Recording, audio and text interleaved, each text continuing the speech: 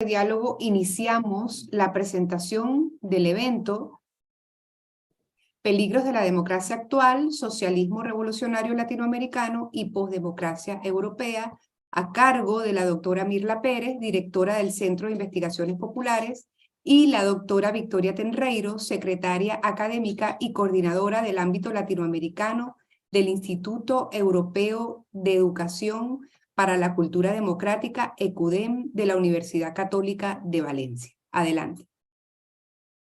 Buenas tardes.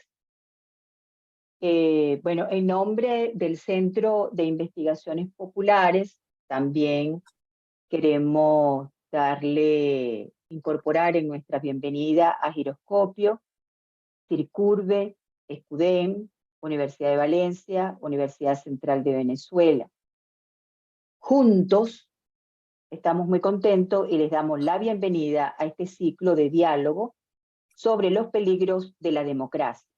En especial, queremos colocar la mirada en Venezuela, que a la postre terminará convirtiéndose en un caso que brinde luces para entender cómo estos tipos de regímenes autoritarios de línea totalitaria irrumpen en la cotidianidad, en las culturas, en las sociedades, diseñan métodos de sometimiento eficaces. Se valen de la incertidumbre, de la incapacidad de los pueblos para pensar el mal al límite, de modo que buscan desestructurar y eliminar el modo tradicional de convivir. Aprovechamos para compartir con ustedes la alegría de haber cumplido nuestros primeros 30 años de historia. En medio de un sistema autoritario hemos logrado mantenernos en pie, igual que muchos, que Giroscopio y que muchas organizaciones venezolanas. Nacimos en democracia y llevamos 3 décadas trabajando en sectores populares. Entonces, le damos la bienvenida a todos y que sean unos momentos de grato compartir. Buenas tardes y buenas noches a todos. Bueno, lamentablemente la profesora Tamar Shoali, directora del ECUDEM de la Universidad Católica de Valencia, no puede estar aquí por razones de salud. Sin embargo, en su nombre y como parte del equipo de ECUDEM, aprovecho para agradecer la invitación de la profesora Mirla Pérez, directora del CIP, para pensar y organizar este evento conjunto sobre temas que forman parte de inquietudes, desafíos y sobre todo responsabilidades comunes. Y de la misma manera, aprovecho también para agradecer el apoyo de los profesores Omar Astorga y Gabriel Morales en nombre de Giroscopio, y del profesor Enrique Alí González en nombre de Ciscube, que atendiendo a motivos similares también son parte de la organización y del encuentro de hoy. Un poco en la línea de lo que decía la profesora Mirla, simplemente quería agregar que lo vivido en Venezuela, seguramente conocido por todos los que estamos aquí hoy en mayor o menor grado, juegan en este caso de hoy, en este encuentro de hoy, un papel, un referente fundamental para comprender los procesos de erosión democrática actual que van ganando espacio a nivel global. Sin embargo, cuando digo Venezuela, quisiera que quedara claro que estamos convencidos de que no se trata de un caso aislado que incumba solo a quienes nacimos o vivimos en ese país, sino que es precisamente un caso, como decía Mirla, revelador de cómo cualquier democracia puede caer lentamente ante los ojos de la incredulidad de muchos, e incluso contando inicialmente con apoyo ideológico de algunos actores de la comunidad internacional.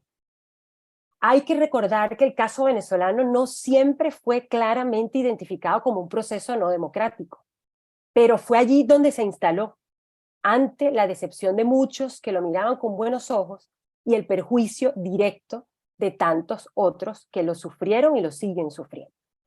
Entonces, este evento es en primer lugar un llamado a profundizar y comprender algunos de los signos de ese proceso de erosión democrática, de esos peligros de la democracia actual que hoy en día están mucho mejor identificados. Y en segundo lugar, es un llamado al diálogo con situaciones análogas que parecen estar dándose en otros casos americanos y europeos, y que especialmente quienes hemos vivido en países donde la democracia resultó destruida, sentimos como un llamado a la responsabilidad. Entonces, bienvenidos todos, y que esta oportunidad de profundización y diálogo podamos aprovecharla y se multiplique. Muchas gracias. Muy bien, muchas gracias a las presentadoras. El día de hoy escucharemos dos ponencias que profundizarán en aquellos acontecimientos de orden político que intervienen de forma determinante en las sociedades actuales en contra de los sistemas democráticos. Es importante puntualizar que las ponencias tendrán una duración de 20 minutos cada una, y luego tendremos una sesión de preguntas y respuestas que ustedes pueden realizar por el chat desde el mismo momento que comienza la ponencia. La primera ponencia se titula El Estado totalitario al modo comunal, a cargo de la profesora Mirla Pérez. La profesora Mirla Pérez es doctora en Ciencias Sociales de la Universidad Central de Venezuela y licenciada en Trabajo Social de la misma universidad. Es también directora del Centro de Investigaciones Populares y coordinadora de varias investigaciones interinstitucionales. Es analista político, consultora, articulista, profesora titular de la Universidad Central de Venezuela, profesora de pregrado y posgrado en Ciencias Políticas. También ha desempeñado cargos de dirección y coordinación en varias organizaciones, proyectos e investigaciones a nivel nacional e internacional. Adelante, profesora Mirla. El tema que nos ocupa hoy es el Estado totalitario al modo comunal. Esta presentación es una presentación del resultado de una investigación o de varias investigaciones que llevamos adelante hace ya algunos años. Entonces, hay que mirarla desde ese punto de vista, pues que es una investigación de campo de carácter etnográfico. Nos hemos metido en las distintas estructuras comunales y desde allí hemos venido construyendo un sistema teórico que nos permita la comprensión de este aparato político de dominación que hoy domina, y para la redundancia, que hoy está presente en Venezuela. Entonces, el Estado totalitario al modo comunal. Avanzado el año 2023, podemos advertir alguna sorpresa. De seguro habrá muchas, pero no en el ámbito de la revolución, que camina firme hacia la implementación definitiva del Estado comunal. Proyecto central encaminado al cumplimiento de un propósito claro: el control, el sometimiento. Leemos en el Plan de la Patria 2019-2025, cito: de esta forma se otorga especial énfasis a la transformación revolucionaria del Estado para la irrupción definitiva del Estado popular, participativo y comunal, garantizando el control, pongo énfasis, el control popular y la transferencia de competencias. Leímos bien: el control popular está garantizado. Este párrafo resume esencialmente la búsqueda firme del régimen. El Estado comunal es el resultado de la revolución. Es un acontecimiento impetuoso y repentino, que rompe con toda lógica y con toda estructura precedente. Ya va, que aquí tengo un problema técnico. Ajá. Unidos los vocablos transformación, revolución, irrupción, denota que se nos viene encima un Estado que sustituye la República Federal descentralizada, la sustituye, la desplaza, la elimina. El Estado comunal no puede cohabitar con otro de naturaleza distinta. Puede ser paralelo hasta cierto punto, pero luego debe irrumpir, conquistar el territorio que no controla. Ese, digamos, es el motivo final que tiene este sistema. Entonces no cohabita con nadie, no puede. Su naturaleza es controlar absolutamente todo el espacio político, social y cultural. ¿Qué define lo comunal? ¿Por qué no es un vocablo y no? porque no se trata solamente de palabras, se trata de prácticas, se trata de experiencias, de aplicación. Lo comunal lo define la relación de poder directo que une al presidente y la unidad básica de organización política, la calle dentro de la comuna. Poder directo, sin mediación, centralización absoluta. La comuna es una nueva forma de Estado que quiebra el moderno poder estatal, republicano y descentralizado, cuya base administrativa está en las manos de los representantes del partido. En términos orgánicos, es la fusión partido-Estado, sin autonomía política, que se mueve bajo la ecuación del poder, orden, obediencia. Por eso ellos sustituyen la práctica de liderazgo por la práctica de jefatura. Aquí no hay, en la nomenclatura comunal no hay líderes, hay jefes. Jefes de calle, jefes de comunidad, jefes de VC, porque no es el liderazgo lo que marca la. Una nueva geopolítica miliciana bajo el reordenamiento cívico-militar. La territorialidad tiene otro sentido. Se despoja paulatinamente al municipio de su tradicional estructura y en su lugar se impone este nuevo ordenamiento territorial basado en la ocupación. Se trata de una estructura que desmonta y daña lo precedente, lo elimina, es nada inocuo. Es así como en el mismo plan de la patria leemos: no somos el ejercicio de una gestión de gobierno, somos un proceso revolucionario. En ello, la transformación del Estado, la lucha contra el burocratismo, no es simplemente un problema de gestión, es la reconfiguración popular del Estado, haciendo del gobierno de calle, en sus distintas escalas sistémicas, un proceso constituyente para edificar el nuevo Estado popular, comunal, soberano. Ese es el propósito. Entonces no es un vocablo, no es simplemente lenguaje, es lenguaje y dominación en ejercicio. Y en eso debemos entonces irlo caracterizando para que podamos ir viendo cómo se va a aplicar. Nos topamos acá con un concepto que extrañamos en el discurso y práctica oficial del régimen: proceso constituyente. De hecho, ellos lo están haciendo, están refundando el Estado, pero no lo están refrendando, no lo están consultando. Lo imponen a partir de una estructura versátil, a la mano y enmarcada en una escala sistémica. Estamos frente a un nuevo pacto, el de ellos, el que surge de su lógica, el que elimina y refunda. Están en una constituyente permanente, eso es lo que dice. No parten del poder constituido, por eso el Estado comunal está en construcción, es parte del poder constituyente. Y eso es importante que lo tengamos muy presente. En uno de los grupos focales que hemos trabajado a lo largo de nuestra investigación sobre el Estado comunal, como les decía anteriormente, este es un trabajo que es el producto de un trabajo de campo, con grupos focales, con entrevista a profundidad, historias de vida, digamos, estamos dentro del espectro de las distintas comunidades. En el Centro de Investigaciones Populares encontramos esta afirmación en la práctica de uno de los funcionarios del régimen que hace el trabajo comunal de base. El comandante de la Unidad Popular de Defensa Integral comanda la unidad de batalla Hugo Chávez, que es el territorio dentro de la parroquia. Cada VC tiene su punto y círculo, comanda las calles, por eso esto va desde el presidente de la República hasta la calle. Ellos están dando importancia a la U, a las unidades, sistema organizativo territorial. ¿Por qué ellos le están dando tanta importancia a la calle? Porque se supone que el presidente debe tener control, es aquí, políticamente. Los que van a hacer la campaña ahorita es en el poder de la calle. Entonces no hay mediación. ¿Okay? Esta es, y es un poder territorial.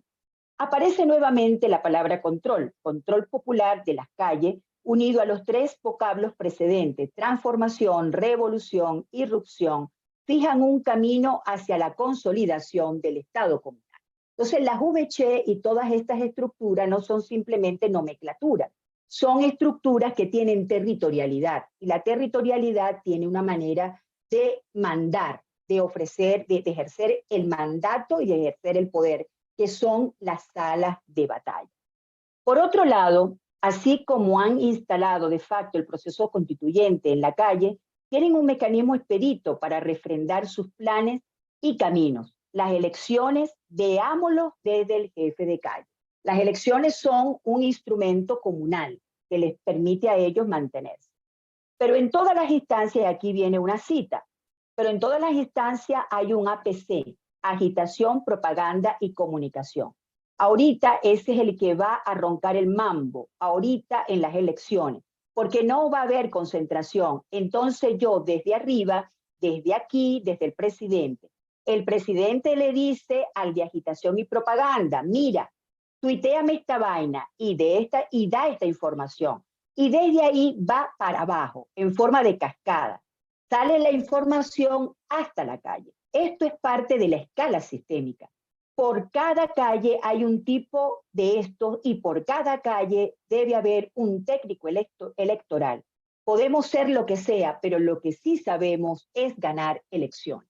Y eso lo tienen ellos muy claro en esta escala que les estoy presentando, tipo cascada, baja de arriba hacia abajo y van constituyendo todo el poder de esa manera. Independientemente de lo que pensemos o busquemos, está claro que el régimen tiene sacadas sus cuentas y establecidos sus mecanismos. El proceso constituyente en la calle, elecciones hacia la consolidación del Estado común. Ante un movimiento como este, no hay Estado de Derecho, porque no hay separación de poderes, porque la Constitución está de paso. El Estado federal está de paso, se reemplazará. El régimen está en una dinámica constituyentista de facto, sin refrendar nada, sin consultar nada, pero están en un proceso revolucionario que refunda el Estado. Varias cosas para considerar. El poder comunal va quedando solitario como opción revolucionaria. En este momento constituye el punto de conexión para llevar adelante el proceso de dominio y control. Es sólido como planteamiento. Ahora bien, en su ejecución vemos fisuras, grietas en la implementación, de modo que cada vez vemos con más fuerza las dos dinámicas sobrepuestas, la comunal y la comunitaria. Lo comunitario es parte de la municipalidad. Insisto en esta separación porque nos permite ver el alcance humano del proyecto comunal. En este momento advertimos la presencia de estructuras, todas diseñadas para el control. Las U, como dijo nuestro informante, unidades de defensa que se articulan en torno a una que parece el punto de conexión, las VC, unidades de batalla. Un lenguaje bélico junto a estructuras territoriales, militares y milicianas. Fíjense ustedes esta territorialidad. Por un lado, la zona determinada tiene 19 centros electorales. Los 19 centros electorales tienen 19 VC y las 19 VC tienen 19 UP. Ese es, digamos, y la base de todo esto está en la calle. Por eso la unidad básica de organización es la calle. Vemos que la estructura de control está montada sobre lo electoral. Eso le da permanencia y carácter unitario a la estructura de la JU. Las elecciones están en la estructura de poder, son vitales, están hechas para sostener el régimen. Le permiten organizar con incentivo. No están hechas para elegir, sino para reafirmar el poder. Estamos viendo en pequeño una reproducción aproximada a lo que han sido las elecciones en el sistema político cubano. Recordemos algo. Recordemos algo. Las VC son sus estructuras clave y las calles sus bases. VC calle en Venezuela, CDR calles en Cuba, atravesado por todo lo electoral. Sigamos viendo desde la narrativa de los actores. Y eso es un trabajo, lo electoral. Lo que pasa es que la gente cree, y esto es una cita de un funcionario del aparato comunal, la gente cree que estos son unos batequebrados, que ganan elecciones porque Chávez tenía una varita mágica. Y no, esto es un rol de trabajón. Para ellos esto no existe. Y continúa diciendo, ellos subestiman esto y dicen que nosotros somos, aquí, bueno, lo dice con esta palabra, tengo que decirla, somos unos huevones. Huevones, Por cada calle tenemos militante, por cada calle tenemos un miliciano, cada calle tiene un carajo, la VC con su territorio. Ah, qué vaina es tan jodida. ¿Ok? Esto es importante que lo tengamos presente. Y también es importante que tengamos presente que la revolución sabe que los servicios no funcionan. Sí, que no hay gas, sí, que estás cocinando a leña, sí, eso ellos lo tienen bien conocido y lo reconocen. Pero en cada calle están los formadores ideológicos. Reconocen los múltiples problemas socioeconómicos, pero eso no detiene el plan de dominación. ¿Ok? Eso es importante que lo tengamos presente, porque no es un mal gobierno. Puede serlo y lo pueden reconocer, pero la finalidad es mantener el control y llegar a dominar todos los segmentos de la sociedad. No les interesa si no hay gas o gasolina o si la gente cocina con leña, porque no se autodefinen como gobierno, sino que se están definiendo como revolución. Y eso es lo importante en este momento. ¿Ok?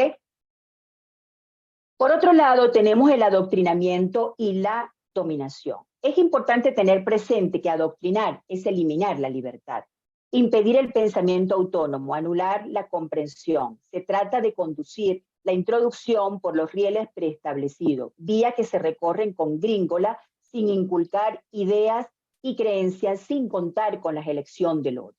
Esto hace el chavismo de las estructuras de dominación y lo dice de la siguiente manera. Entonces, si tú no tienes una buena doctrina, yo le decía a un funcionario que primero tiene que adoctrinarte, te tienes que adoctrinar, porque yo nada hago con adiestrar. Si eres tremenda persona allí, que bruta, pues, continúa diciendo, por eso el trabajo es titánico, es adoctrinar y adiestrar, porque yo tengo que saber que tú estás adoctrinado. Entonces, ¿qué pasa? Que el adoctrinamiento, la experiencia, me lo ha dicho. La mejor forma de hacer adoctrinamiento a la persona es comenzando desde nuestras raíces. ¿Ok? Eso es importante. Nuestro informante menciona con el mismo significado adoctrinamiento y adiestramiento. Para ambas actividades, el sujeto que se adoctrina no requiere habilidades mentales, sino obediencia y repetición. Es casi todos, en cada calle debe haber un carajo de formación ideológica que debe estar formando, debe haber un carajo de defensa integral. Formación, adoctrinamiento y adiestramiento van en un solo proceso.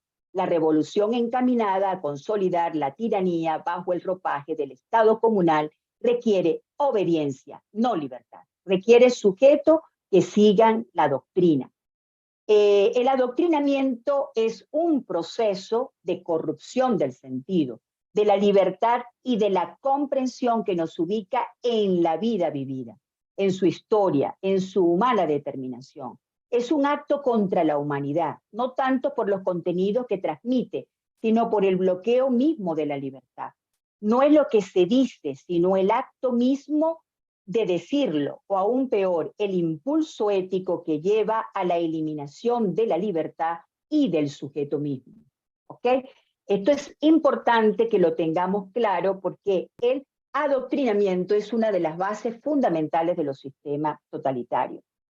Fíjense ustedes, en palabras de Hannah Arendt dice, la terrible originalidad del totalitarismo no se debe a que alguna idea nueva haya entrado en el mundo, sino al hecho de que sus acciones rompen con toda nuestra tradición. Han pulverizado literalmente nuestras categorías de pensamiento político y nuestros criterios de juicio moral.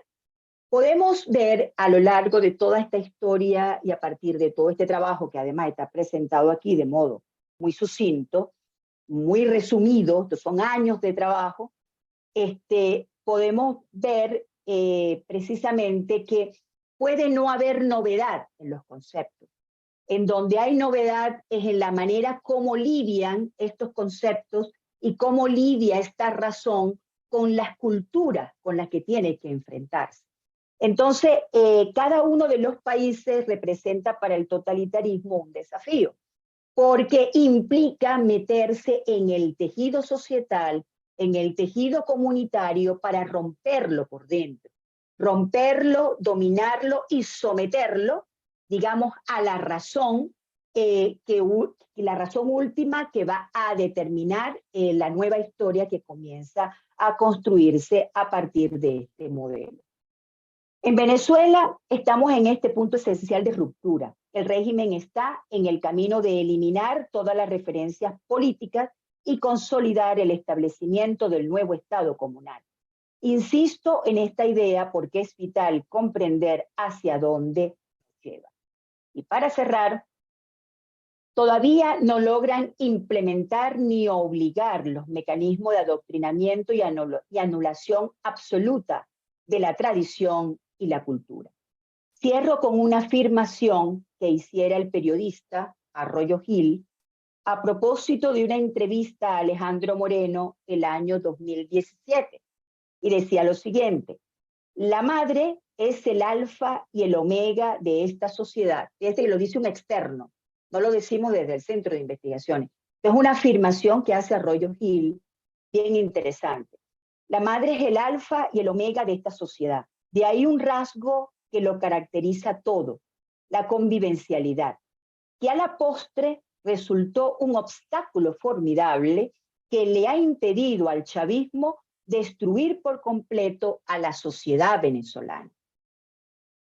Resistimos, y ahí cierro comillas, esa es la afirmación que hace Arroyo Gil, bien interesante, queda abierta a una interpretación a fondo, creo que nos puede llevar a mucho. Resistimos en la identidad y la cultura. Ahí radica el desafío con el que nos comprometemos a transitar este duro camino hacia la libertad. Pero transitar este duro camino a la libertad implica conocer a fondo las estructuras de poder del sistema que está tratando de doblegar, que está tratando de dañar, de destruir las estructuras precedentes. Entonces, es muy importante que nos quedemos con una idea, y ya cumplí los 20 minutos, es importante que nos quedemos con una idea. Estos sistemas no cohabitan, estos sistemas no conviven con sistemas distintos. Su propósito es resquebrajar las estructuras sólidas, hacer que esas estructuras caigan y a partir de allí producir un proceso de reidentificación en los nuevos valores que ellos van formulando, que ellos van practicando y en los valores fundamentales del partido. Por eso, partido, gobierno y Estado, para ellos es un único propósito. Bueno, muchísimas gracias, espero que haya quedado claro y traté de ser lo más sintética posible. A continuación, nuestro segundo ponente, el doctor Enrique Ali González Ordosgoiti, que desarrollará una exposición con el tema La izquierda es una religión y el progresismo también, historia de las ideas. El doctor Enrique Ali González Ordosgoiti se desempeñó como profesor titular de la Escuela de Filosofía de la Universidad Central de Venezuela y profesor titular del Instituto Teológico para Religiosos, ITER. Es doctor en Ciencias Sociales de la Universidad Central de Venezuela, tiene una especialización en Administración Cultural de América Latina, estudios de maestrías en Historia de Américas, es folclorólogo del Instituto Nacional de Cultura y Bellas Artes, es sociólogo de la Universidad Central de Venezuela, filósofo de la Universidad Pontificia Salesiana de Roma, teólogo en la UCAP y autor de 12 libros, 52 capítulos en libros y 156 en revistas arbitradas. Creador y coordinador del Centro de Investigaciones Socioculturales de Venezuela, CISCUVE. Les recuerdo que al final de las ponencias vamos a comenzar la discusión, pero desde ya podemos ir colocando nuestras preguntas en el chat para darle sabor al encuentro. Adelante, doctor Enrique. Hago un primer inciso y es el cambio del nombre de la ponencia, que lo decidí a partir de la propia escritura y le cambié el nombre a lo siguiente, es Manual para destruir a una sociedad e impedir la democracia. el caso iberoamericano. Comienzo por agradecer la invitación que me han hecho para participar en un nuevo aniversario del Centro de Investigaciones Populares, que lleva el honroso nombre del sacerdote salesiano Alejandro Moreno, teólogo y psicólogo social de dilatada vida, colocando su inteligencia y su capacidad de investigación al servicio de los sectores populares de Venezuela. Yo coincidí con el padre Alejandro Moreno en el Instituto de Teología para Religiosos en la Facultad de Teología de la UCAP, en donde ambos dictábamos clases en la maestría de Teología Pastoral. Siempre admiré su vocación y capacidad de investigación. Nuestras líneas temáticas se rozaban sin confundirse. Él desentrañando antropológicamente el sujeto popular desde la estructura de parentesco. Yo intentando lo mismo, pero desde la relación cultura, religión y religiosidad popular, buscando el sentido de orientación existencial del pueblo. Si lo resumiéramos filosóficamente, diríamos que Alejandro Moreno indagaba sobre el estar siendo a partir de la matriz de la madre biológica, genealógica y social. Y yo sobre el estar siendo desde la llamada del futuro, desde el sentido de una teleología que grita desde el tiempo extraordinario recurrente de lo social, la fiesta, y especialmente desde la fiesta religiosa, que produce un estado alterado de conciencia colectivo, no elitesco y por lo tanto dador de esperanza. Desde esa radicalidad del estar siendo es como debemos seguir honrando su memoria. Por eso queremos acotar de entrada que esta breve intervención no será esclava de la neolengua. La posverdad es una fórmula lingüística que inventaron los opresores para evitar decir linealmente mentira. La posverdad es propiamente mentira, así como la posdemocracia es una forma de mentar la ausencia de democracia, la existencia de unos regímenes de distinta gradación. Por eso podemos afirmar como premisas no solo la obviedad de que en esta fase de la globalización cualquier relación internacional, bien sea entre Estados-naciones o en el tramado de las instituciones de alcance mundial, léase la ONU y sus diversos componentes, participan bajo la dura presión de una política hegemónica que ha sido reconocida con el nombre de Nuevo Orden Mundial, que avasalla o intenta avasallar todo a su paso, consiguiendo algunos bolsones de resistencia nacionales. Esa política hegemónica expresa su mayor musculatura en lo que se conoce como la civilización cristiana occidental, pero se mueve con grandes dificultades cuando se enfrenta a otras civilizaciones como la China, la rusa, la india, la islámica, la japonesa e incluso el intento de organización de la civilización africana encabezada por Sudáfrica, tal como había sido previsto por Samuel Huntington. Pero volvamos a la civilización cristiana occidental, conformada por gran parte de Europa y toda América, en donde estamos inmersos y en donde es imposible plantearse seriamente el tema de la democracia si obviamos la inmensa fuerza política ideológica del nuevo orden mundial en actitud antidemocrática y la debilidad de las resistencias políticas y culturales de marcado alcance nacional. Partimos de las premisas siguientes. Premisa 1. La civilización cristiana occidental está sometida a un proceso de acoso y derribo que busca destruirla para sustituirla por una llamada civilización mundial que se expresa en el concepto del nuevo orden mundial. Premisa 2.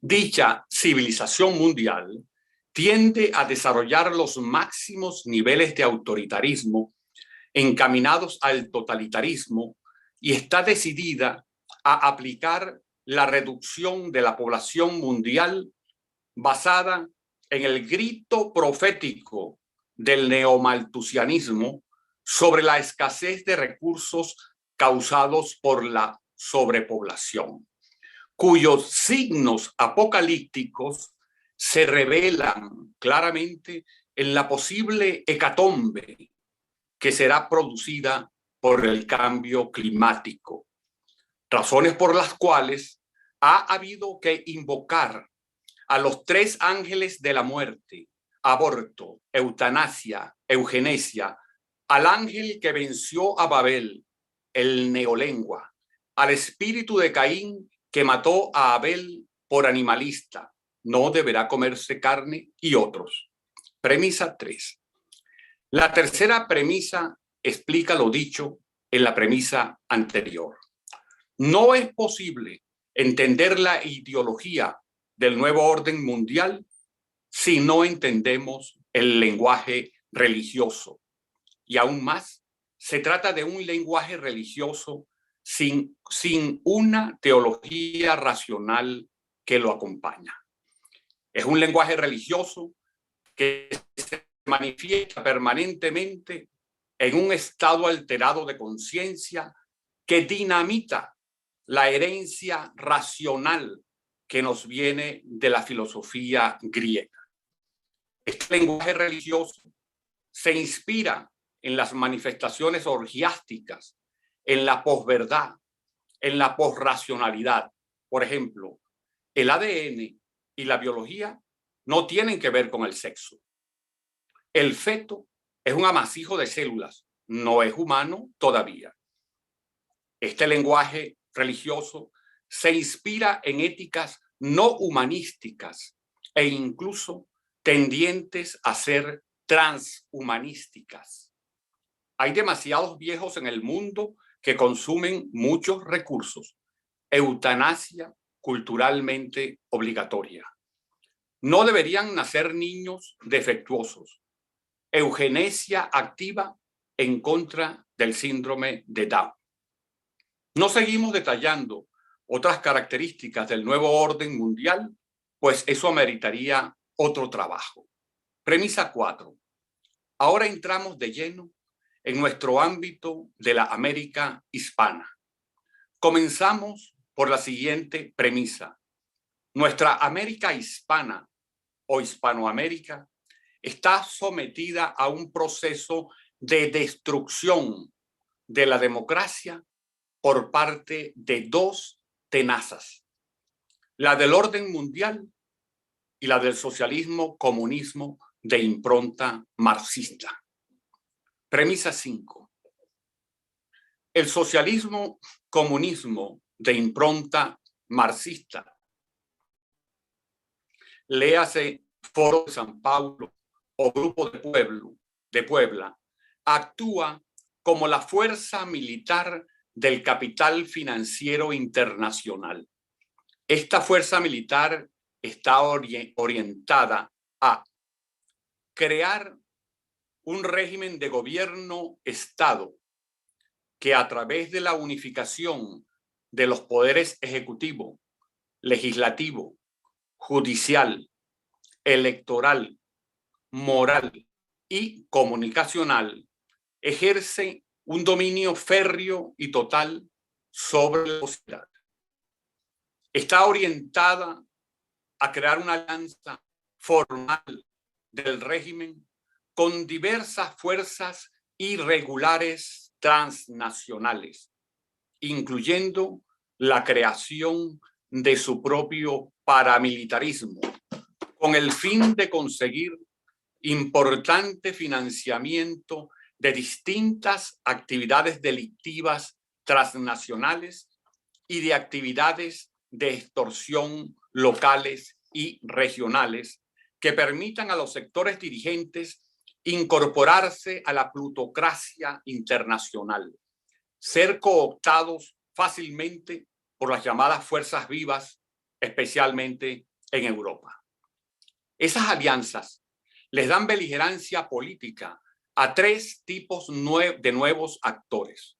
Primero, actores políticos provenientes de las estructuras guerrilleras de vieja raigambre marxista. Segundo, actores políticos de las estructuras delincuenciales nacionales en procesos de transnacionalización. Y tercero, actores políticos de las estructuras delincuenciales internacionales en proceso de nacionalización en estos nuevos territorios. Tal alianza conforma, de hecho, una ampliación no institucional del Estado para ejercer un dominio feudal y despótico, para lo cual se incorporan a una internacional del delito que abarca desde el narcotráfico, la trata humana, el contrabando de oro y metales preciosos, el contrabando de armas y otras variantes del comercio ilegal. Las alianzas descritas anteriormente le permiten a la izquierda socialista, comunista, marxista ser útiles a los designios del nuevo orden mundial, por lo que en estas esferas hay coincidencias y acuerdos notables. Pero también la izquierda tiene una estrategia adicional que le permite aliarse con países de otras civilizaciones para ampliar su propio poder de negociación y expansión. Por eso, la izquierda socialista se alía con China, Rusia e Irán, civilizaciones que a su vez están enfrentadas a Occidente, especialmente contra todo lo que encierra política, cultural y civilizacionalmente el nuevo orden mundial. Esta alianza bifronte que realiza la izquierda socialista comunista en Iberoamérica, por un lado, con el nuevo orden mundial, veamos la ventaja que obtuvieron de Noruega cuando participó en el diálogo con la FARC, y por el otro, con China, Rusia e Irán, que le permite jugar en el terreno internacional con un gran peso. Una breve narración de la actualidad en 4 notas. 1. En una situación de tanto poder para la izquierda socialista comunista en Iberoamérica, cabe preguntarse cuáles son las posibilidades reales de construir democracias en nuestros países. 2. Por su alianza con el nuevo orden mundial, la izquierda participa de la política de reducir hasta casi eliminar cualquier vestigio de la clase media. De ahí el intento de reducir los salarios a salarios mínimos que imposibilitan la subsistencia porque dificultan severamente la posibilidad de acceder a la canasta alimentaria y a la canasta básica. Casos Venezuela, Cuba, Nicaragua, Haití, Bolivia y ahora Colombia. El ahogamiento de la empresa privada con impuestos, expropiaciones y regulaciones cada vez más onerosas, junto con la libre importación de bienes para ahogar el surgimiento de la industria nacional. El trabajo servil o semiesclavo de los profesionales altamente capacitados que laboran en las multinacionales, maquiladoras o no, las cuales deben dividir en 2 partes el salario que justamente le toca al trabajador. La más grande para el Estado y la otra para el trabajador, universalizando el modelo de los médicos cubanos.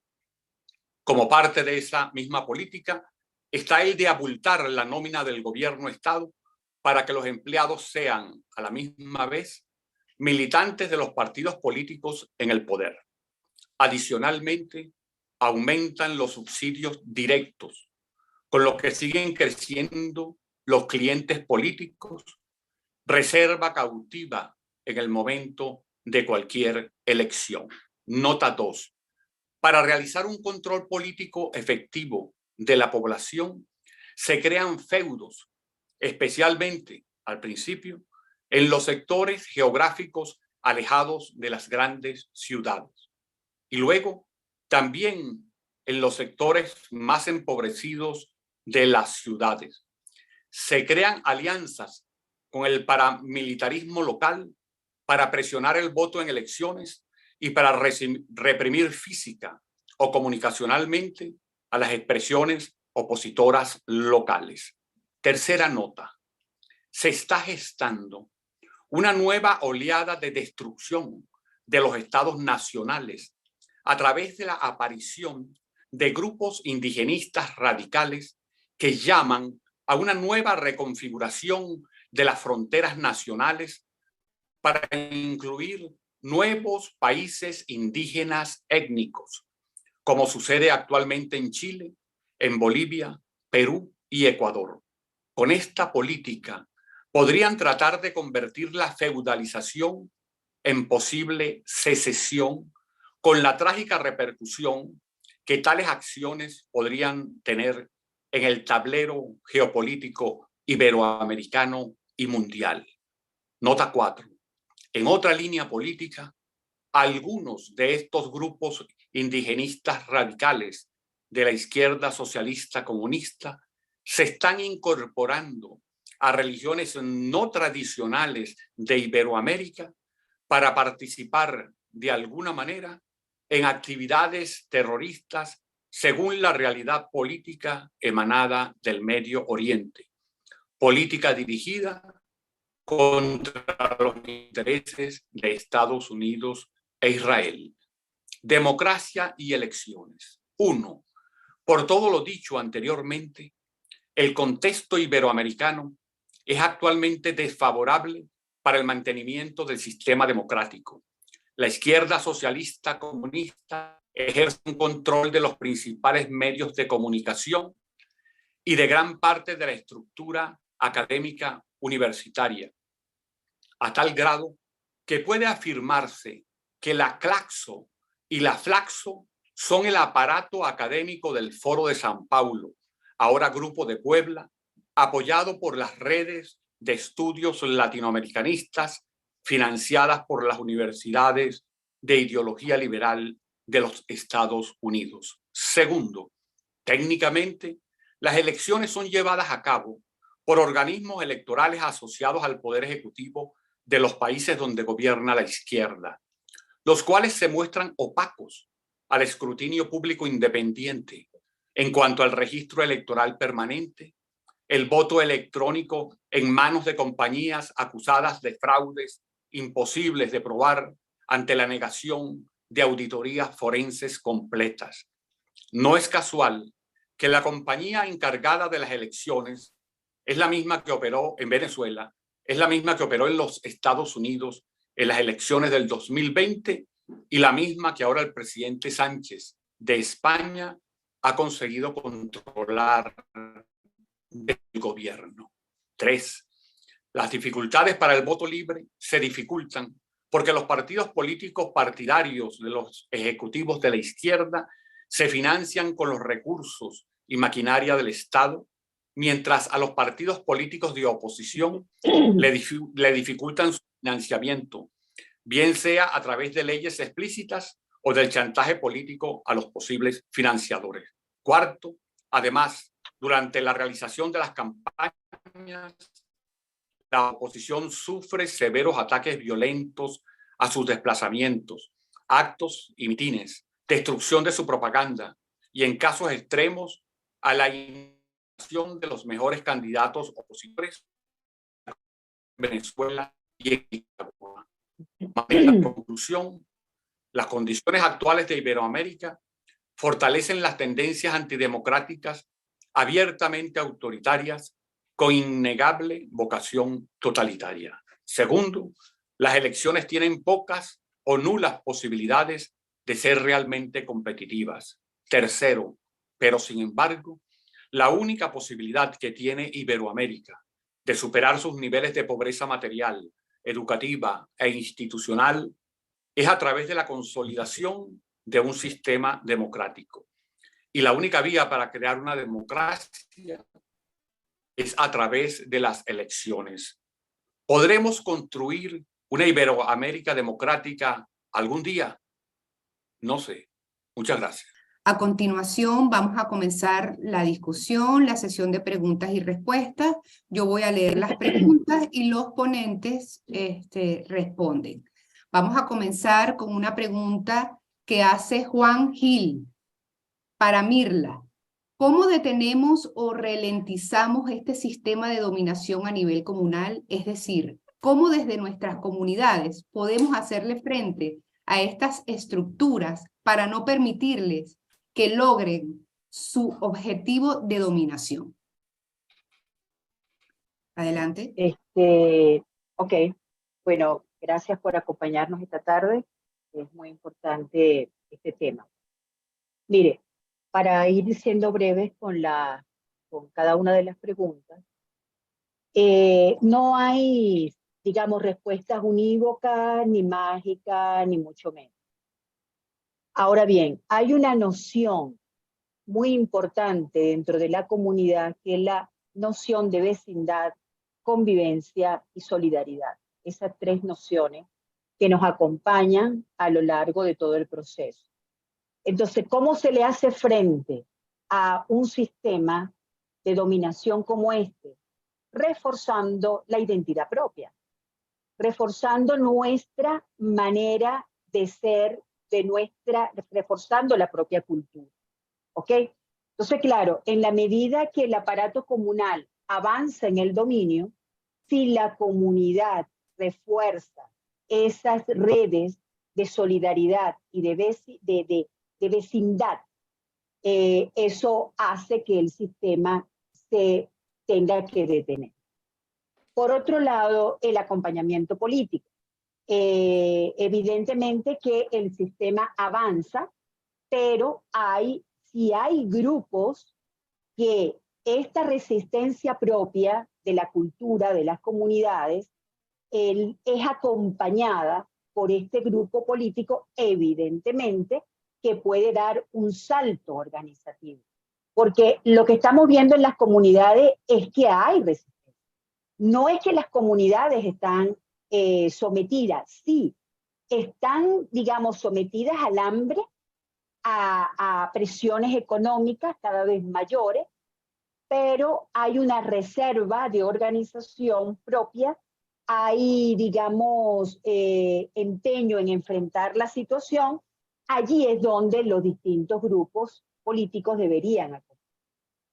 Porque no hay resignación. Entonces, si no hay resignación, mientras no haya resignación, hay esperanza. En ese sentido, se le puede hacer frente al sistema de dominación. Vale, muchas gracias, doctora. Hay una pregunta que le sigue a esa de Javier Izaguirre que ha respondido estas dos preguntas en esa intervención. Vamos a leer esta pregunta para el profesor Enrique Alí González. ¿La agenda progresista es una agenda para ahogar a la democracia? Doctor. Efectivamente. ¿Por qué? Porque la agenda progresista, además, hay otro trabajo que yo tengo en la página web de CISCUBE que se titula La izquierda es una religión y el progresismo también, historia de las ideas. Ahí encontrará mayores elementos que no puedo decir completamente aquí, pero ha habido una alianza y, por ejemplo, en el caso del progresismo se basa en la política que impulsa de lo políticamente correcto. Lo políticamente correcto es tomado de cualquier aparato de la Inquisición que pudo haber impuesto eso en los siglos XIV, XV y XVI, y es tomado modernamente de lo políticamente correcto, llamado así por la Unión Soviética. ¿Qué es lo políticamente correcto? Lo que se debe decir y lo que no se puede decir y lo que no se debe decir. Eso es una manera de normar el pensamiento. Es evidente que es algo completamente antidemocrático. Y si nosotros vemos que eso no es solamente una sugerencia de lo que no debes decir, sino que hay sanciones sociales tan fuertes que incluso hablan de una cancelación. ¿Y qué es la cancelación? Es una muerte electrónica. es una muerte en las redes. Y cuando hoy en día sabemos la importancia de las redes, morir en las redes es en gran parte morir para la vida pública. Y eso es una de las cosas que ha venido promoviendo el progresismo, que es otra forma de decir izquierda también. Porque con ese nombre, una cosa es el progresismo hace 30 años, otra cosa es lo que hoy podríamos llamar progresista. A continuación hay otra pregunta que la realiza Gabriela Morillo. Dice, la comuna como forma de Estado, tal como lo presentó la doctora Mirla, es el eje central para comprender el avance y consolidación del totalitarismo en Venezuela. El orden y dinámica comunal ha avanzado en el perfeccionamiento de engranaje electoral. ¿Se observa algún indicador en las comunidades que permita afirmar o esperanzarnos en superar esa maquinaria? Doctora Mirla. Fíjate, sí, por supuesto que las hay. Tengamos en cuenta algo importante. En este momento, a lo mejor dentro de 2 años o de 1 año o de meses, pudiéramos caracterizar el sistema totalitario no desde lo comunal, sino desde otro dispositivo de dominación.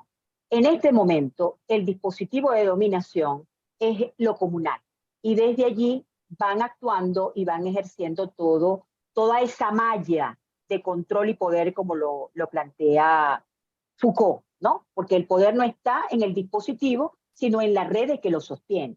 Entonces, no es que el poder no está en lo comunal, sino en todas las redes de poder que están tras lo comunal y que hacen que en este momento lo comunal sea el dispositivo evidente. Una de las características del totalitarismo venezolano en este momento es lo comunal. Entonces hay que entenderlo a fondo para ver sus límites, para ver las redes que lo sostienen y poder entonces establecer mecanismos que le puedan hacer contrapeso. Digamos que ese es el desafío que tenemos los intelectuales para comenzar a pensarlo, pero también que tiene toda la sociedad, las comunidades y la política para poder hacer la contención posible para que no avance. ¿Ok? En términos comunitarios, hay poder. Digamos, la sociedad es una sociedad que todavía es autónoma. Hay esperanza en ese sentido. No hay resignación, eso lo dije ahorita. Pero esa resignación además, esa no resignación además tiene rostro. Por ejemplo, las madres siguen actuando desde su propia condición cultural y afrontan los distintos mecanismos. Por ejemplo, el CLAP. El CLAP puede ser efectivo en la medida en que llega mal, pero llega a un 95% de la población. Pero ese mismo 95% de la población que lo recibe, lo rechaza. Porque la gente lo que quiere es tener autonomía para poder resolver sus propios problemas. Tener autonomía para enfrentar el tema, por ejemplo, en este caso en boga en Venezuela, el tema electoral. Entonces, la esperanza la tenemos cifrada en lo comunitario, que no es comunal, lo comunal ocupa, lo comunitario está en el terreno de la libertad y en el terreno de la cultura.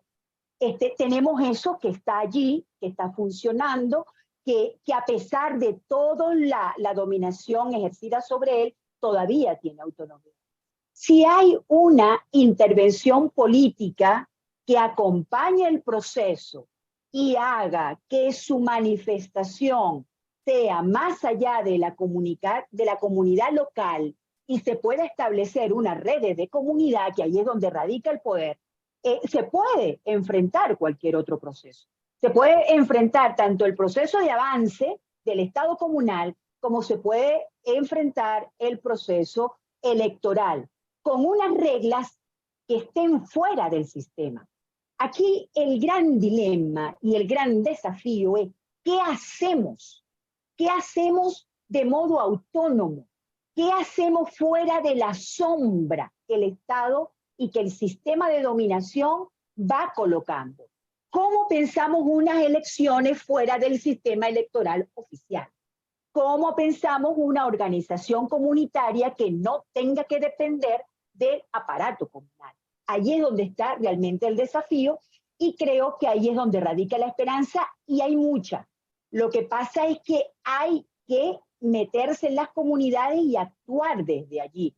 No seguir actuando desde fuera, sino entrar y desde allí ir produciendo, digamos, el camino. Gracias, doctora. Tenemos una pregunta para el profesor González. ¿Qué opina de los procesos electorales donde la izquierda ha resultado triunfante, como en Colombia, Brasil, Chile, Bolivia y como pareciera que va a ocurrir en Ecuador? Esos procesos son alabados y aplaudidos por Europa y Estados Unidos, señalando que forman parte de un proceso democrático, distante de la vieja izquierda fidelista. Adelante, doctor Enrique Ali. Bueno, ahí hay que analizarlo cada uno por separado para poder opinar. Luego también tener en consideración que hay que evaluar también y juzgar la opinión de quienes están en Europa o en Estados Unidos, quiénes son los que desde ahí opinan. Porque, por ejemplo, si vemos la opinión de los Estados Unidos, que sería del actual gobierno de Biden, que ha tenido un conjunto de observaciones acerca de más o menos varias numerosas irregularidades en el proceso de elección del 2020. Es decir, que no ha sido un proceso totalmente consensual los resultados que tuvieron en los Estados Unidos. Y no es casual que allá también hubo el voto electrónico, no se pudo hacer la autopsia forense, porque ¿qué pasa con el voto automático, con el voto electrónico? Y es que se vota, te da un resultado en la mesa y después no sabes cuál es el resultado que se envía de ahí a la sala de totalización, porque a veces no te dejan entrar a la sala de totalización, no tienes cómo chequear exactamente, porque después empiezan los mecanismos de dilación.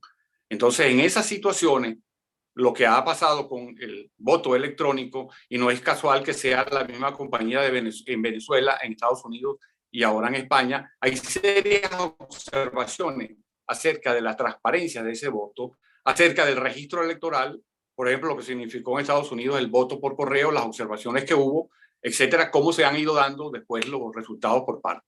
En el caso de, por ejemplo, de Brasil, imagínense una población, hubo muchísimos millones de votantes, porque una nación que tiene alrededor casi de 200 millones de habitantes, hubo muchísimos millones de votantes, y el resultado es 50 algo contra 49 algo, o sea, por milímetro.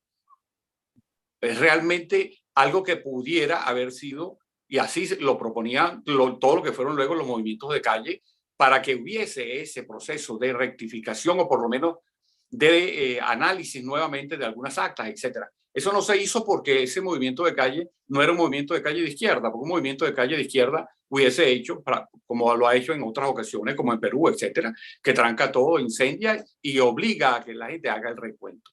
Entonces, esos procesos hay que verlo uno por uno, y en tal caso, lo que uno podría también ver es que además de las elecciones, porque las personas de esos países tienen mayores recursos para el análisis, pero luego empieza el proceso de desmembramiento del aparato del Estado, que se va haciendo a espaldas incluso de la Constitución. Por ejemplo, en Chile se hizo un proceso de votación constituyente y como resultó negado, ahora hay que hacer otro más hasta que por fin vaya a ser aprobado. Es decir, entonces ahí hay una falta de respeto a la voluntad popular. Entonces, ¿qué es lo que se debería pedir? Elecciones transparentes, pero elecciones transparentes desde el principio hasta el final, y que pudiera haber si es el voto electrónico, una autopsia forense completa del proceso, que se ha negado en todas las ocasiones. Porque quienes han seguido un poco más de cerca, hasta cierto punto, lo que fueron los resultados del 2020 en Estados Unidos, vemos las dificultades que hubo para que se intentaran realizar algunas de esas autopsias. Y en el caso de Colombia, bueno, las observaciones fueron menores que incluso las que hubo en los Estados Unidos, y ahora entonces también tenemos que ver desde dónde se promueve la democracia, porque por ejemplo en el caso de Petro, con todo lo que es una línea de paramilitarismo, que es lo que llaman la primera línea, obligaban y forzaban y creaban una situación de hecho a través de la fuerza. Entonces eso es algo que evidentemente no es democrático.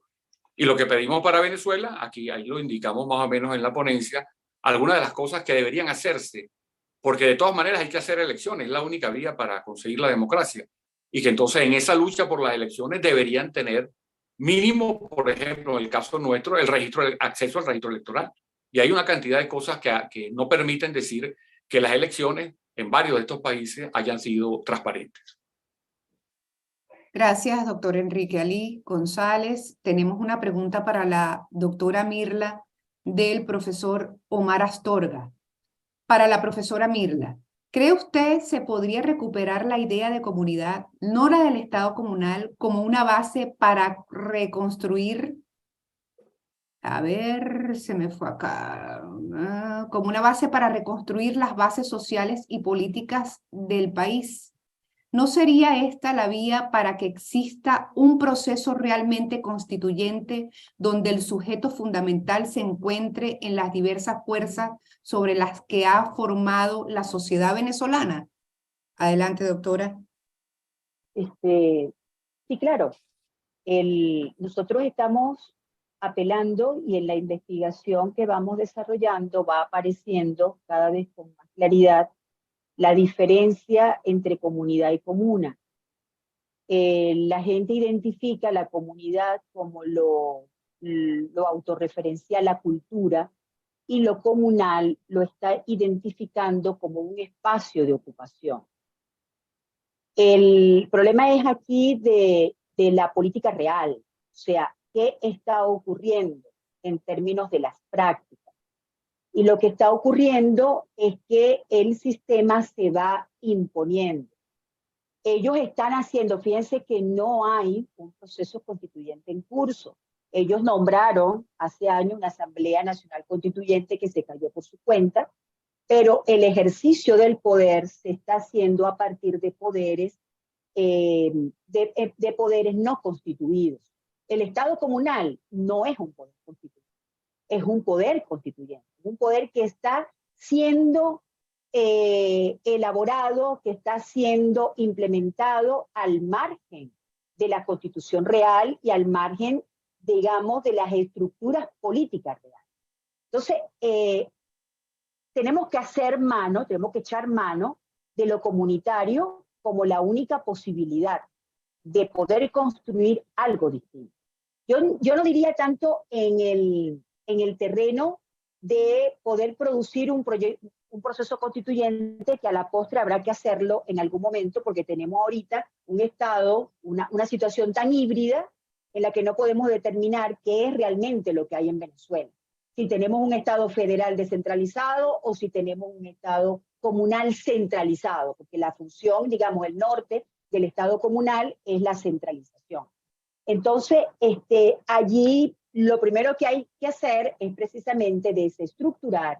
El gran desafío es ver cómo podemos enfrentarnos a la situación en la que estamos para poder dar respuesta en el futuro. Esta pregunta me une a la anterior que hace Zuleima, y es que precisamente una de las cosas, y uno, Astorga y Zuleima, el proceso que estamos viendo en Venezuela a partir de la comunidad es un proceso, estamos tomando el camino largo de esta transformación.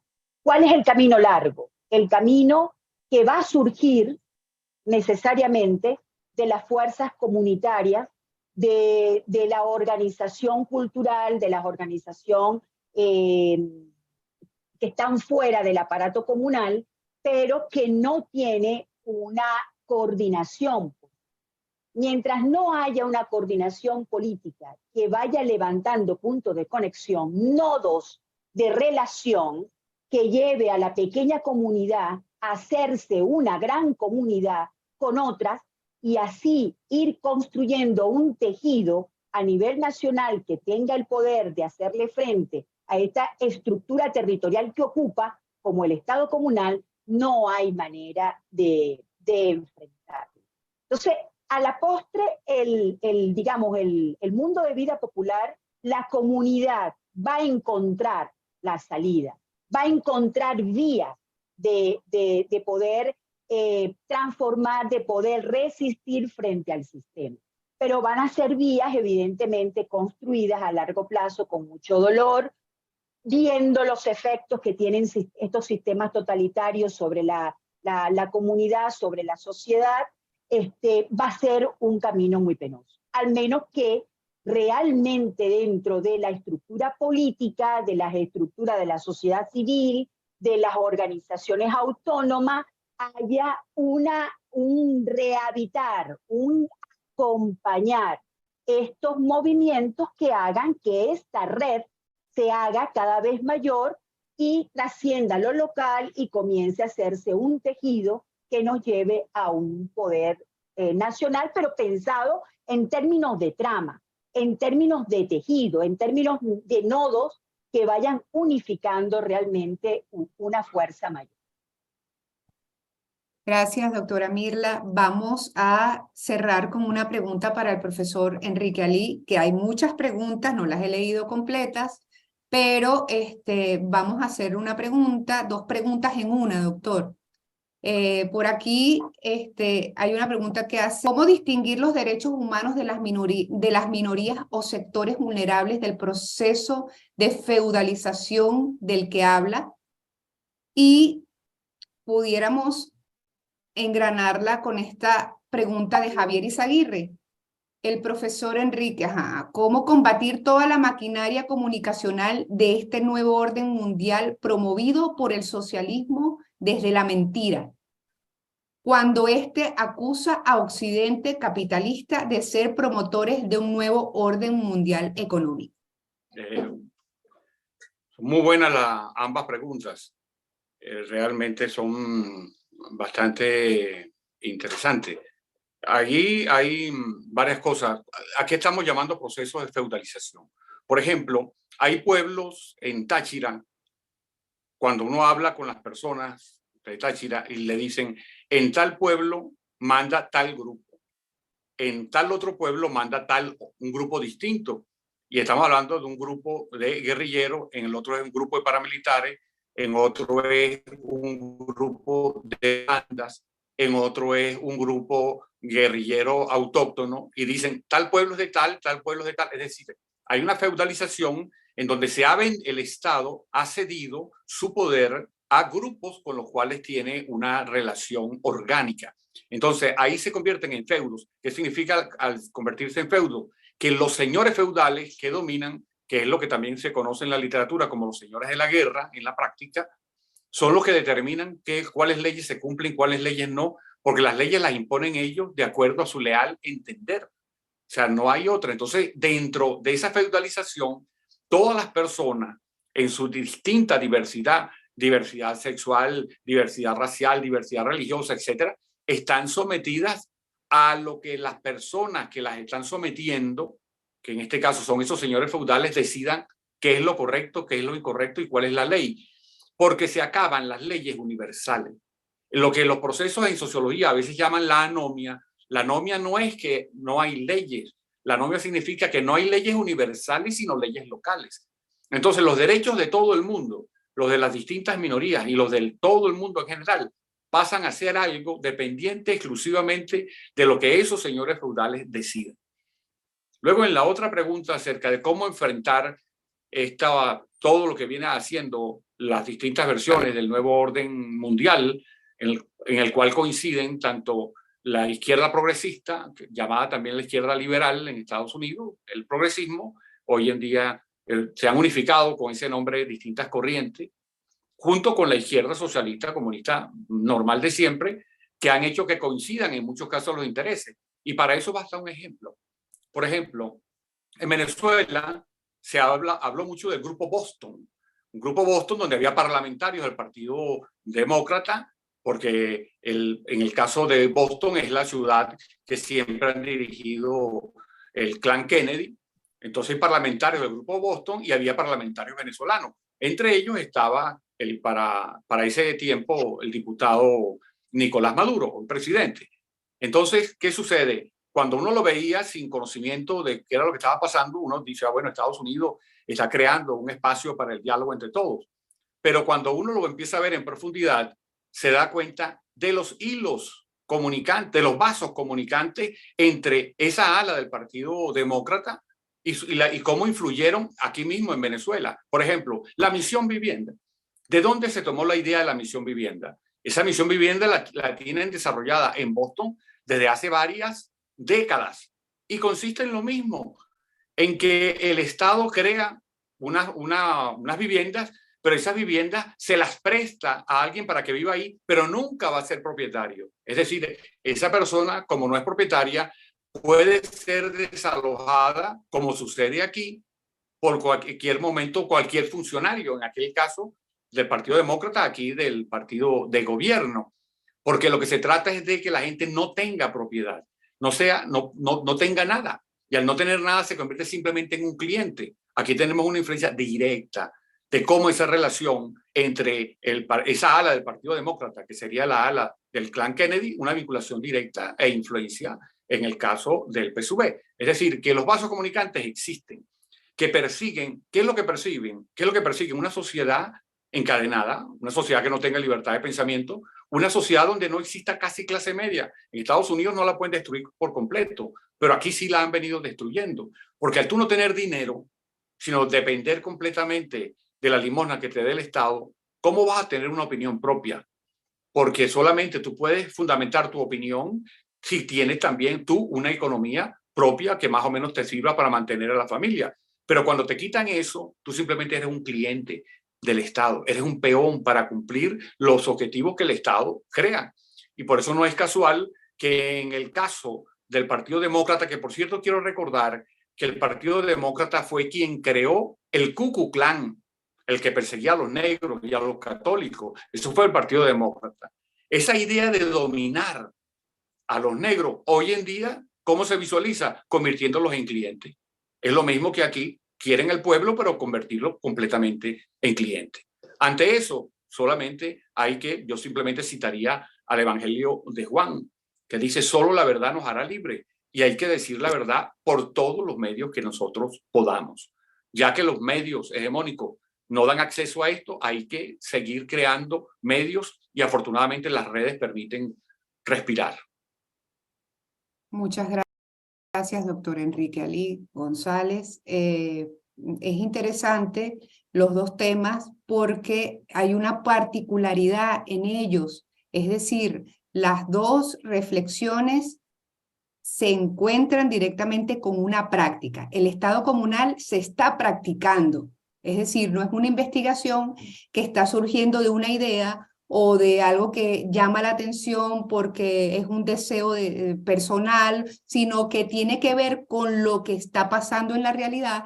Y el tema del doctor Enrique Ali González tiene que ver con la pregunta por la izquierda, es decir, ¿qué significa la izquierda en la práctica? ¿Cuáles han sido sus verdaderas implicaciones? Es interesante, yo los invito a participar del otro encuentro que tenemos programado para el día 23 de marzo con el tema que nos ocupa, peligros de la democracia actual, socialismo revolucionario latinoamericano y postdemocracia europea. Hacemos el cierre de esta actividad, le damos las gracias a la doctora Mirla Pérez, le damos las gracias al doctor Enrique Ali González y a todos los presentes por participar de forma activa con preguntas sumamente interesantes. Cerramos esta actividad por el día de hoy y los esperamos el jueves 23. Saludos cordiales a todos.